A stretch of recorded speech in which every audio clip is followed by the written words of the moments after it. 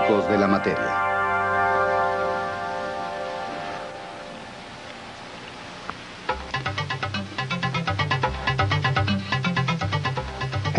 La energía tiene un sinfín de formas, como la energía química, eléctrica y solar, solo por mencionar algunas.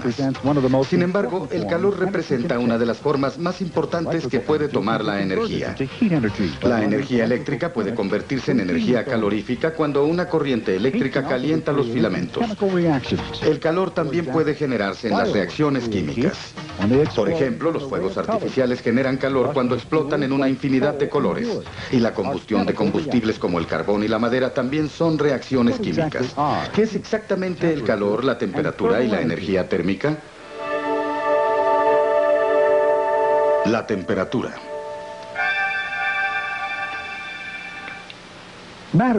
La materia está compuesta por átomos y moléculas que están en constante movimiento. A la energía del movimiento se le llama energía cinética. La cantidad de movimiento en un átomo o una molécula es el reflejo de su nivel de energía. La temperatura es la medida promedio de la energía cinética que tienen las moléculas de un objeto. Por ejemplo, la cantidad promedio de energía cinética de las moléculas en la atmósfera es más alta en un día de verano que en un día de invierno. Nosotros podemos incrementar el porcentaje de temperatura de los materiales aplicándoles energía térmica, con lo cual incrementamos su energía cinética. Si se aplica suficiente energía térmica a un material, este cambiará de estado. El calor y la energía térmica. El calor es la cantidad de energía térmica que un objeto es capaz de transferir a otro. El calor se mide en unidades conocidas como joules. La energía térmica, como toda forma de energía, es capaz de generar trabajo. Este puede usarse para producir el vapor que se utilizaba en las locomotoras o para disminuir la densidad del aire en un globo de aire, haciéndolo más ligero que el aire que le rodea y permitiéndole elevarse y volar. También es la fuerza principal detrás de la evaporación del agua y de la formación de nubes. El viento es el resultado de la irregularidad en el calentamiento de la atmósfera. El viento sopla como resultado de un pesado y frío aire que desplaza a uno caliente y ligero. Energía potencial y la conservación de la energía. La energía potencial en un combustible como el carbón y el gas natural se convierte en energía térmica al arder. Muchas plantas de energía queman carbón o gas natural para hacer girar las pesadas turbinas que generan la energía eléctrica que ilumina nuestras ciudades y da fuerza a nuestras industrias. La cantidad de energía eléctrica que se produce al quemar carbón o gas natural no es más grande que la energía potencial disponible en el carbón o en el gas natural. En realidad, la cantidad de energía eléctrica que se produce es menor que la energía potencial del carbón o del gas natural ardiendo, ya que no toda la energía térmica se convierte en electricidad, porque escapa a la atmósfera como calor en forma de vapor, como el que se eleva de esas torres de condensación. Además, los generadores eléctricos pierden calor debido a la fricción y a otras causas. Pero si añadiéramos toda la energía calorífica perdida a toda la energía eléctrica producida, obtendríamos el 100% de la energía potencial del carbón. La ley de la conservación de la energía afirma que el total de la cantidad de energía en cualquier sistema aislado permanece constante. La energía solo cambia de forma, pero no puede destruirse o crearse. Actualmente en los Estados Unidos la energía cambia de forma constantemente, de calor a luz, a energía mecánica que hace funcionar nuestros autos y que impulsa a la industria. A la ley de la conservación de la energía también se le conoce como la primera ley de la termodinámica. La termodinámica es el estudio de la interacción entre energía térmica y la materia. El calor y los estados de la materia: sólido, líquido, gaseoso y plasma. El estado de la materia puede cambiar con la aplicación de energía térmica. Los sólidos pueden transformarse en líquidos y los líquidos pueden transformarse en gases por medio de la aplicación de energía térmica. Al reducir la energía térmica, los gases se transforman en líquidos y si se retira suficiente calor, un líquido se transforma en un sólido. Las moléculas están unidas por fuerzas eléctricas. En los sólidos, las moléculas están unidas en patrones rígidos. En los líquidos, los lazos entre las moléculas son más débiles. Como resultado de las diferencias en las uniones eléctricas, las propiedades físicas entre sólidos y líquidos son notablemente diferentes. Los líquidos pueden derramarse porque las fuerzas de atracción entre las moléculas son muy débiles, lo que facilita que las partículas se muevan de un lado a otro. Las uniones entre las partículas de los gases son más débiles que las uniones entre los líquidos. Los gases pueden expandirse y llenar sus contenedores porque las fuerzas de atracción entre sus moléculas son muy débiles para superar su energía cinética. Para que una sustancia cambie de estado de sólido a líquido, la energía necesita vencer la atracción entre los átomos y las moléculas que conforman la sustancia. Se presenta un fenómeno interesante cuando aplicamos energía térmica para convertir un sólido en un líquido.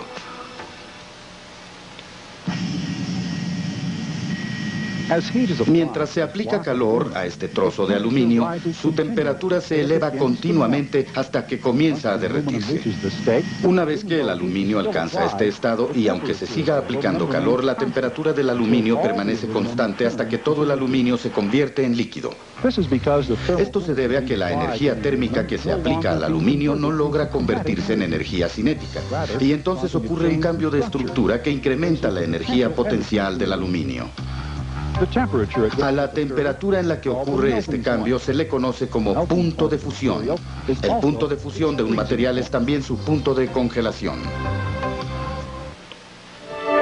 Calor de fusión.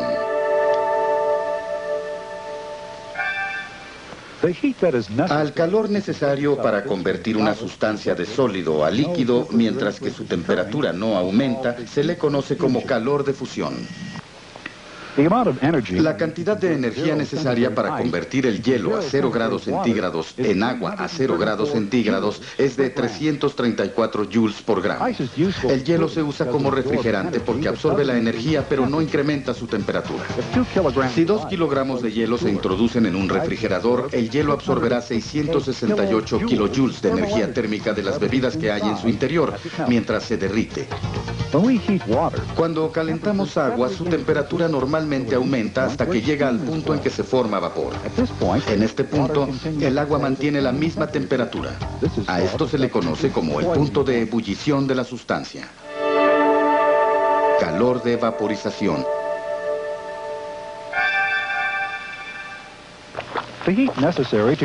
Al calor necesario para convertir el agua hirviendo en vapor se le conoce como calor de vaporización. Siempre se absorbe energía térmica cuando la materia va del estado líquido al estado gaseoso. Es por eso que cuando el sudor se evapora nos refresca en días calurosos o después de un esfuerzo físico. Por cada gramo de sudor que se evapora de nuestro cuerpo, se retiran 2.260 joules de energía térmica. Como resultado, nos sentimos más frescos. Expansión y contracción.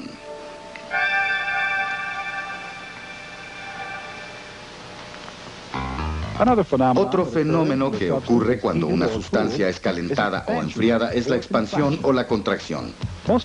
Muchos materiales se expanden con el calor y se contraen cuando se enfrían. Por ejemplo, el alcohol o el mercurio en un termómetro se expande y se eleva cuando se le aplica calor. Esto se debe a que se incrementa su energía cinética, lo que provoca que las moléculas que vibran entre sí lo hagan a mayor velocidad, incrementando la separación promedio entre ellas. Cuando el calor se retira, las partículas se detienen y el líquido se contrae. Los materiales diferentes no se expanden y se contraen al mismo ritmo. Por ejemplo, los sólidos no se expanden tanto como los gases o los líquidos cuando se calientan. Además, algunos sólidos se expanden de diferente forma. En las tiras metálicas enrolladas que se usan para controlar termostatos, el mercurio que se coloca en la parte superior del embobinado, que es donde opera el horno, es cerrado y abierto por el movimiento del embobinado al expandirse y contraerse con las variaciones de temperatura. Se colocan uniones de expansión en las aceras y carreteras para que cuando el concreto se expanda debido a la temperatura pueda ser absorbido por esas uniones, evitando que el rígido concreto se estrelle y rompa. Las uniones de expansión también se presentan en los puentes para permitir la expansión del acero y del concreto del que están hechos. Sentimos esas uniones en los reductores de velocidad cuando circulamos por caminos de concreto o atravesamos puentes. Una excepción a las reglas de expansión y contracción es el agua. El agua, en realidad, se dilata cuando está fría. Esto se debe a la estructura cristalina que desarrolla cuando el agua se congela. Esta estructura cambia y la fuerza aparta a las moléculas de agua. Capacidad calorífica.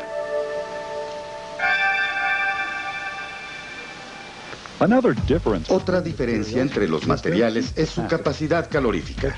La capacidad calorífica de un material es la cantidad de energía calorífica que puede absorber antes que la temperatura de un gramo de materia se eleve 1 grado Celsius. La capacidad calorífica específica del agua es de 4.18, para en el acero es de 0.45. Esto quiere decir que el agua es capaz de absorber aproximadamente 10 veces más calor que el acero en cantidades iguales, antes que su temperatura se eleve 1 grado centígrado. Es por esta razón que el agua se usa como refrigerante en los motores de combustión de los automóviles. Esto también explica por qué suele estar más fresco sobre el agua que sobre la tierra, ya que se requiere de mucha más energía para calentar el agua que la tierra. La tierra tiene una mayor capacidad calorífica que los cuerpos de agua como lagos y océanos. La capacidad calorífica específica del agua también la convierte en un excelente colector solar. Puede absorber grandes cantidades de energía durante el día, sin un gran incremento en la temperatura. En la noche la energía almacenada se libera lentamente. El calor o la energía térmica se mide en calorías. Una caloría es el calor necesario para elevar la temperatura de 1 gramo de agua a 1 grado Celsius. Una caloría es igual a 4.18 joules. Cuando dos objetos de diferente temperatura se ponen en contacto entre sí, la energía térmica siempre se transmite del objeto más caliente al más frío. A este fenómeno se le conoce como la segunda ley de la termodinámica. La energía térmica puede transmitirse en 3 formas diferentes: conducción, convección y radiación. Transferencia de energía térmica, la conducción.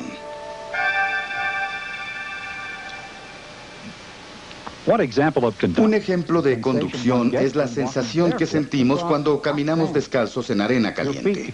El pie se calienta o incluso se quema cuando la energía térmica de la arena se transfiere al pie.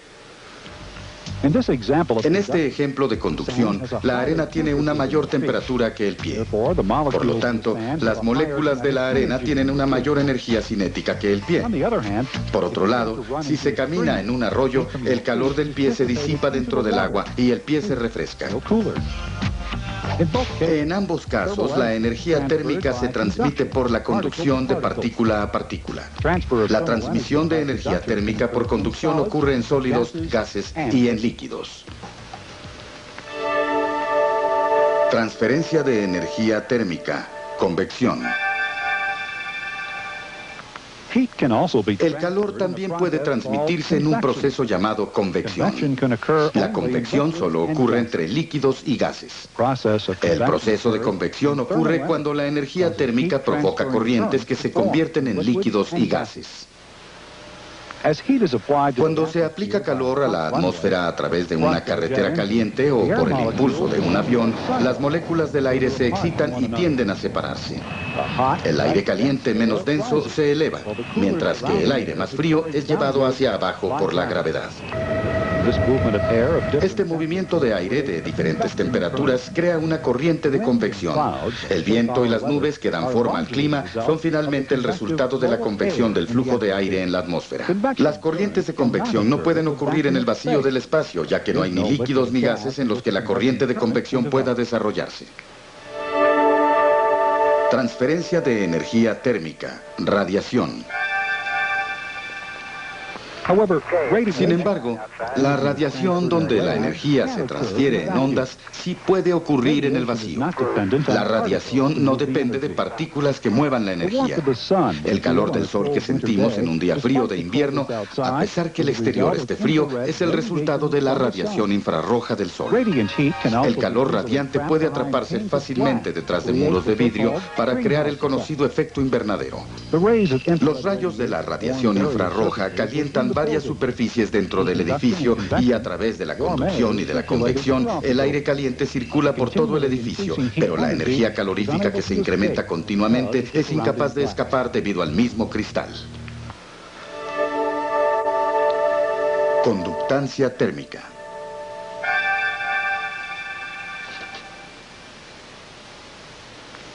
La conducción es el único proceso que transfiere energía térmica a una sustancia sólida.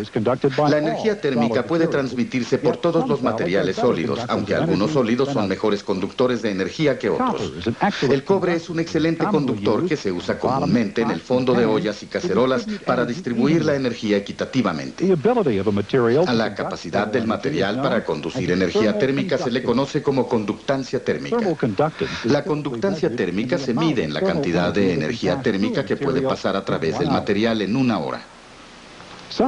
Algunos materiales no son buenos conductores de energía térmica y se les conoce como aislantes. Los aislantes son valiosos en la construcción. La fibra de vidrio es un aislante que se instala en el desván y en la pared de las casas para reducir la pérdida de calor durante la conductancia. En el verano, los aislantes reducen la conductancia del calor exterior a la casa. A la capacidad de los materiales aislantes se les conoce como resistencia térmica y es representada por la letra R. El aislamiento total de una construcción se puede encontrar al sumar los valores de resistencia individuales en cada parte de la construcción. El aislamiento con fibra de vidrio que se aplica en las paredes de las construcciones nuevas suele tener una resistencia de 19, mientras que el aislante del ático tiene una resistencia de 30. El calor y otras formas de energía.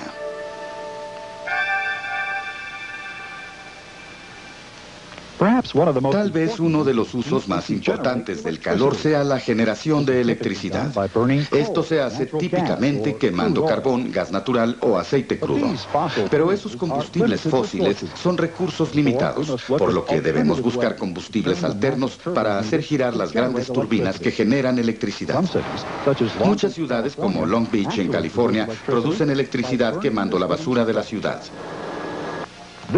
Esta planta de energía en el desierto de Mojave utiliza energía solar y la concentra en un tubo que contiene aceite de alta capacidad calorífica. Este aceite caliente es bombeado a otro lugar donde calienta agua y produce el vapor necesario para mover los generadores. De igual forma, la energía solar en la forma de viento se utiliza para hacer girar la turbina de los generadores en las granjas de viento del norte y sur de California. Las plantas de energía en California y Nevada utilizan la energía geotérmica de la Tierra para producir electricidad. En el Sol se genera una enorme cantidad de energía al unir o fusionar átomos. En el futuro existen planes para crear reactores de fusión aquí en la Tierra que permitirán producir energía nuclear sin el peligro y los mortales derivados que se presentan en las plantas de energía nuclear. El calor es una fuente de energía importante para la vida en la Tierra. El calor no permite cambiar el estado de la materia, con lo que podemos darle gran variedad de formas. La energía calorífica es la fuerza que está detrás de un avión, de un cohete y de los motores de combustión interna. La energía calorífica que proviene de fuentes como el sol y el carbón se utilizan para generar la electricidad del mundo. Por esta y otras razones importantes, los científicos e ingenieros continúan estudiando la naturaleza de una de las fuentes energéticas más dinámicas del universo, el calor. La materia está compuesta por átomos y moléculas que están en constante movimiento. A la energía del movimiento se le llama energía cinética. La cantidad de movimiento en un átomo o una molécula es el reflejo de su nivel de energía. La temperatura es la medida promedio de la energía.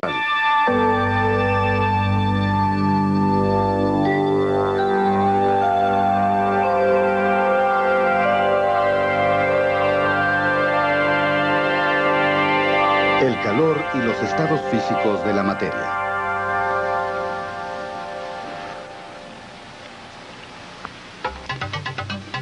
Y cinética que tienen las moléculas de un objeto. Por ejemplo, la cantidad promedio de energía cinética de las moléculas en la atmósfera es más alta en un día de verano que en un día de invierno. Nosotros podemos incrementar el porcentaje de temperatura de los materiales aplicándoles energía térmica, con lo cual incrementamos su energía cinética. Si se aplica suficiente energía, el calor también puede generarse en las reacciones químicas. Por ejemplo, los fuegos artificiales generan calor cuando explotan en una infinidad de colores. Y la combustión de combustibles como el carbón y la madera también son reacciones químicas. ¿Qué es exactamente el calor, la temperatura y la energía térmica? La temperatura. La energía tiene un sinfín de formas, como la energía química, eléctrica y solar, solo por mencionar algunas. Sin embargo, el calor representa una de las formas más importantes que puede tomar la energía. La energía eléctrica puede convertirse en energía calorífica cuando una corriente eléctrica calienta los filamentos.